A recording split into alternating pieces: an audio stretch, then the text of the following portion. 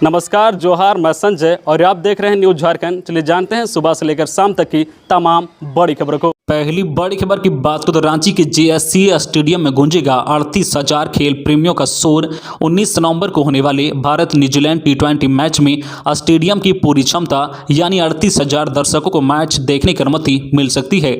Jharkhand state cricket stadium द्वारा दिए गए संबंधित प्रस्ताव पर राज्य सरकार विचार कर रही है। जानकारी के अनुसार राज्य में कोरोना के रोज कम हो रहे मामलों की समीक्षा के बाद राज्य सरकार स्टेडियम की क्षमता के 100% दर्शकों को प्रवेश की अनुमति देने पर विचार कर सकती है। 1 से 2 दिनों में राज्य आपदा प्रबंधन प्राधिकार समिति इस पर आदेश जारी कर सकता है। मैच के दौरान कोरोना प्रोटोकॉल के तहत स्टेडियम के अंदर खाने पीने के चीज के इस्तेमाल पर पाबंदी लगाई गई है। संक्रमण की धीमी हो रही रफ्तार की समीक्षा के बाद राज्य सरकार ने छूट देने का मन बनाया है। मुख्यमंत्री ने जेएससीए के पदाधिकारियों को यह पाबंदी हटाने का आश्वासन दिया है। जल्द ही आपदा प्रबंधन समिति द्वारा पूर्व के आदेश में संशोधन कर दिया जाएगा। अगली बड़ी खबर की बात करें तो रांची समेत कई जिलों में फिर बदलेगा मौसम का मिजाज। 19 और 20 नवंबर को हो सकती है बारिश। झारखंड में एक बार फिर से बारिश का दौर शुरू हो सकता है। हालांकि आज 16 नवंबर को मौसम पूरी तरीके से साफ है। हालांकि सुबह में कई क्षेत्रों में लोगों को कोहरे का सामना करना पड़ा। 18 नवंबर तक मौसम साफ रहेगा। हालांकि 19 और 20 को राज्य के कई इलाकों में बारिश होने की संभावना है। बारिश की वजह से ठंड बढ़ेगी। बारिश की संभावना के साथ साथ तेज हवाएं भी चल सकती है। आने वाले दिनों में तापमान में 2 से 3 डिग्री का उतार चढ़ाव भी देखने को मिल सकता है। मौसम विभाग के अनुसार नवंबर महीने के अंतिम सप्ताह से जमशेदपुर समेत झारखंड में जोरदार ठंड की शुरुआत होने की संभावना है। ऐसे में लोगों को विशेष सावधानी बरतनी होगी। अगली बड़ी खबर की बात करें तो जेपीएससी 7वीं सिविल सेवा मुख्य परीक्षा के लिए ऑनलाइन आवेदन शुरू। झारखंड लोक सेवा आयोग की 7वीं संयुक्त सिविल सेवा मुख्य परीक्षा के लिए मंगलवार से ऑनलाइन आवेदन की प्रक्रिया शुरू हो गई है। ऑनलाइन आवेदन 15 दिसंबर तक भरे जाएंगे। झारखंड लोक सेवा आयोग ने मंगलवार को सुबह में ऑनलाइन आवेदन के लिए अपने पोर्टल पर लिंक खोल दिया। आयोग ने ऑनलाइन फॉर्म भरने को लेकर विस्तृत दिशा निर्देश पहले ही जारी कर दिया है।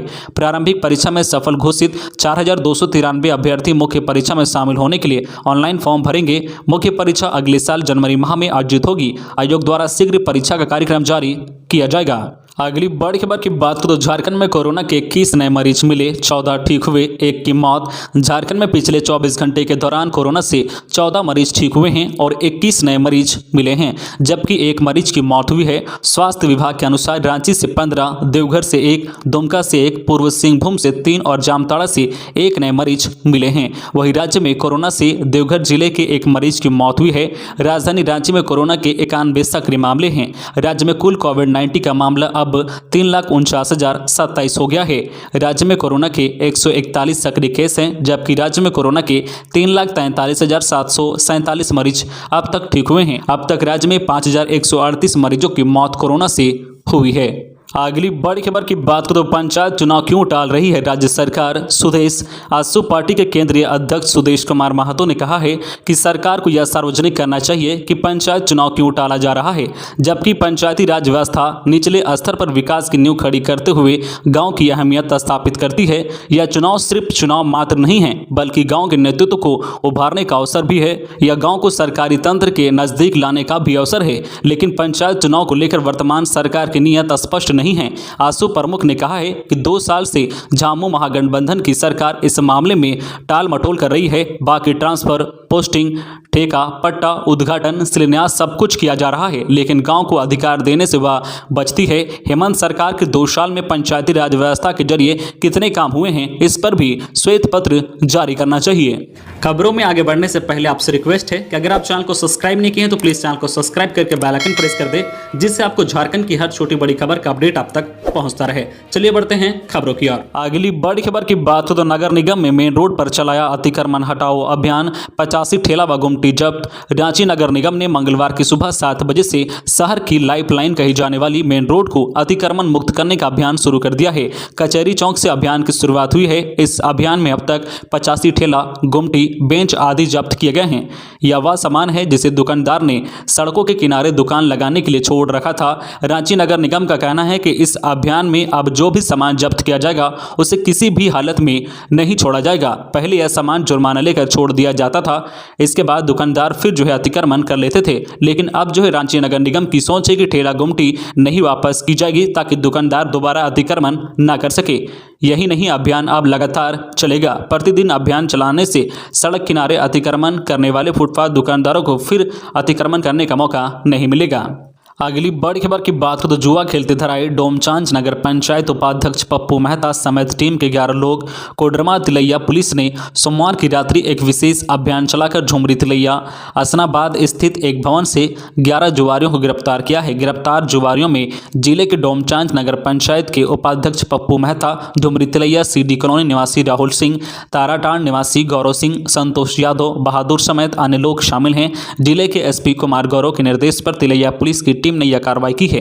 घटनास्थल से कुछ नगद राशि 52 पत्ते के अलावा कुछ मोबाइल पुलिस ने जब्त किया है। पुलिस को इस टीम पर काफी पहले से नजर थी। कार्रवाई काफी गुप्त तरीके से की गई है। जानकारी के अनुसार यह बड़ी राशि का खेल चल रहा था। अगली बड़ी खबर की बात करें तो क्या बंद कर दी गई स्वर्णरेखा एक्सप्रेस और रांची देवघर इंटरसिटी। झारखंड के रेल यात्रियों के लिए बड़ी खबर है। भारतीय रेल ने उन्हें तगड़ा झटका दिया है। पैसेंजर ट्रेनों का कोरोना काल से पूर्व की तरह परिचालन को लेकर भारतीय रेलवे ने बड़ी घोषणा की थी। इसके तहत अब सभी ट्रेन स्पेशल नहीं बल्कि पूर्व की तरह सामान्य ट्रेन की भांति चलेगी। इसके बाद पूर्व मध्य रेलवे ने 148 और पूर्व रेलवे ने 218 जो है ट्रेनों की लिस्ट जारी की है। इन ट्रेनों का परिचालन सामान्य तरीके से किया जाएगा। पूर्व मध्य रेलवे की ओर से जारी लिस्ट में धनबाद टाटा स्वर्णरेखा एक्सप्रेस का नाम शामिल नहीं है। दूसरी तरफ पूर्व रेलवे की ओर से जारी सूची में रांची देवघर इंटरसिटी ट्रेन का नाम सूची में नहीं है। ऐसे में असमंजस की स्थिति उत्पन्न हो गई है कि क्या इन जो है दोनों ट्रेनों का परिचालन बंद कर दिया गया है या फिर चूक के चलते इनका नाम लिस्ट में शामिल नहीं है। फिलहाल रेलवे की ओर से जारी लिस्ट के अनुसार स्वर्णरेखा एक्सप्रेस और रांची देवघर इंटरसिटी ट्रेन का परिचालन नहीं होगा। अगली बड़ी खबर की बात करें तो स्वास्थ्य विभाग में नौकरी का मौका। झारखंड के पूर्व सिंहभूम जिला स्वास्थ्य विभाग में बहाली होने जा रही है। राष्ट्रीय स्वास्थ्य मिशन के अंतर्गत संविदा पर विभिन्न कार्यक्रम में अलग अलग पदों पर नियुक्ति किया जाएगा।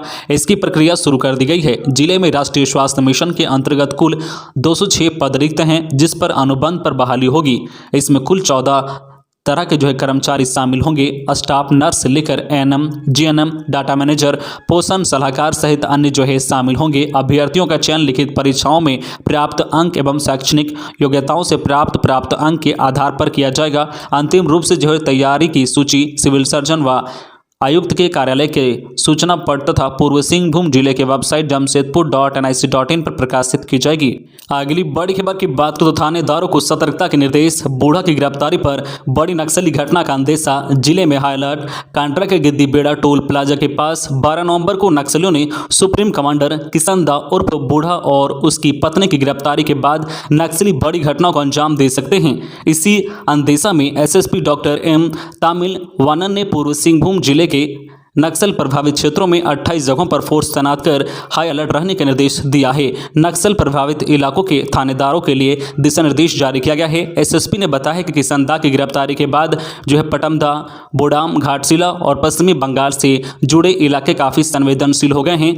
थानेदारों को खासकर NH 33 पर हमेशा सतर्क रहने को कहा गया है। गिरफ्तारी के विरोध में नक्सलियों ने 19 नवंबर तक प्रतिरोध दिवस मनाने और 20 को भारत बंद की घोषणा की है।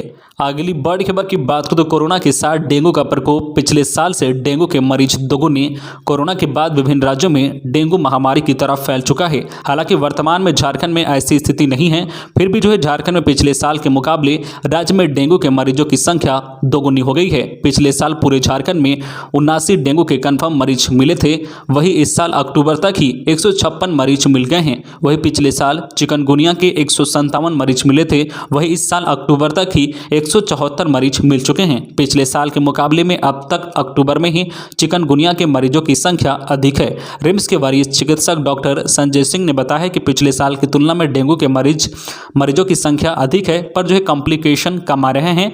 उन्होंने बताया कि अधिकतर मरीजों को ओपीडी से ही भेज जा रहा है। अगली बड़ी खबर की बात करें तो हजारीबाग के चिकित्सक समेत 2 लोगों से साइबर अपराधियों ने ठगे 5,60,000 रुपये। ऐसे दिया घटना को अंजाम।